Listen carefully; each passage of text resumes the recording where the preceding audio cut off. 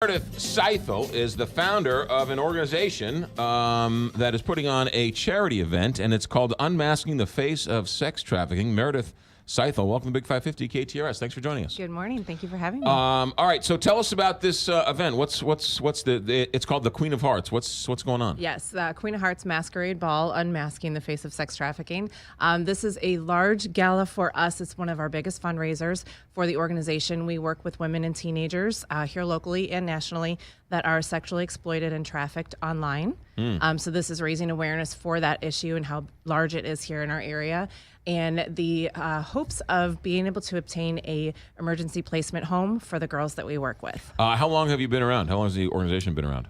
Started the organization in 2013 in Palm Beach County, Florida, but moved here back home July of 2015 and started it here then. And the name of the organization is? Tigerlili Resources. Tigerlili Resources. Your connection to all of this? Right. I am the founder and the CEO. Any personal experience? Any family members? What's your motivation? Every aspect of it has been personal experience. Initially, we started reaching out to help suddenly single mothers, and it evolved and morphed and split, but stayed combined in reaching the women and teenagers that are trafficked and exploited. During my walk as a single mom in Palm Beach County, Florida, I actually walked that walk as well. In the most darkest and worthless time of my life. So it was a training ground for me to be able to come back and use that experience to help these ladies. Let's get the facts about the event. Saturday, yes. February 10th. Yes. So it's this weekend. It is this weekend. VIP, black tie, 6 p.m. start. Food and fundraising starts at 7. It's at the Third Degree Glass Factory. Yes. The website to find out more? Tigerliliresources.org. Tigerliliresources.org. General admission is $50. VIP is another $50. Correct. So it's $100 if you want the the VIP experience. VIP. Yes. Okay, and you got Ralph Butler. Yes. Performing. Very excited to have him there. And it's also all the money goes to the organization. All goes to the organization. And it's a great segue for Valentine's Day. Absolutely. Yes. So you are on the front lines. Yes. Right now, and so you see women and children. How bad of a situation is it here in our area? It's pretty bad. Every day you could find a minimum of about 100 women and children marketed online for sale for purchase of sex online. On this Backpage website? Yes, primarily on Backpage, but there's many other websites, but that's the main one that they filter out of. Yeah. And these women are clearly being kidnapped and being held. Not necessarily. That's kind of a misconception that the movies have put out.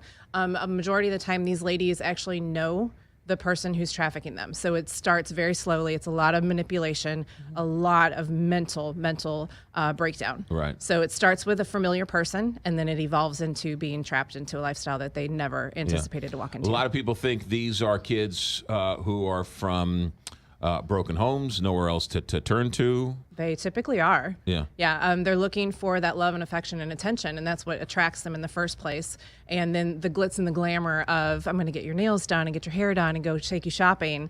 And they kind of just wow them into this, and then they fall right into their trap. Yeah. And then when it comes for women, though, sometimes it's just one of those things that their life changes so dramatically, and it just becomes a necessity. That was my walk, actually. I was married for 13 years, and I was not a stranger to the industry, but I had left that industry, so I thought. And when my life took a drastic change in Palm Beach County, Florida, it's not fun to be a single parent at all. Right. So I went back to my worthlessness. I was worthless at that moment. So I went back to what I knew worked and what I knew would sell. And I didn't even know that I had a brain until I was about 30. Right. And I was like, God gave it to me. I might as well use it. And it was terrifying. It quickly spiraled into something horrific. When you reach out to the girls and you get a hold of one of these girls, how hard is it to break this cycle? It is hard. They have a lot of manipulation that has been done to them, so it's really hard for them to trust. Right. They don't see you as help. They see you as the enemy. No, they don't. Do? I can relate to them. So it pretty quickly breaks down some walls, and they immediately trust, but they still have that resistance of, okay, is this really for real? And then you get them into a place where it is good, and then they're like, well, this is too good to be true.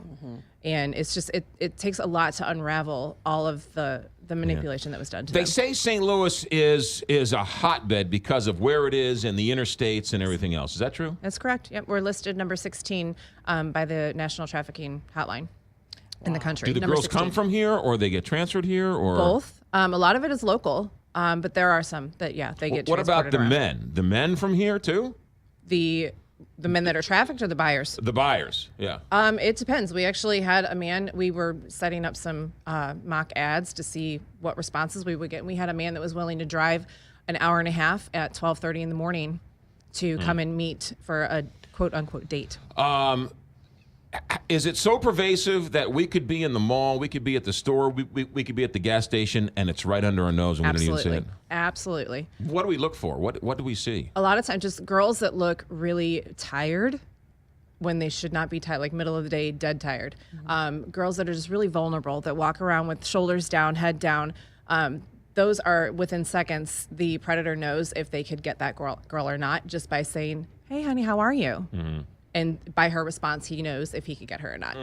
Yeah. So your group though, you try to get them back on track. You give them resources. Yes.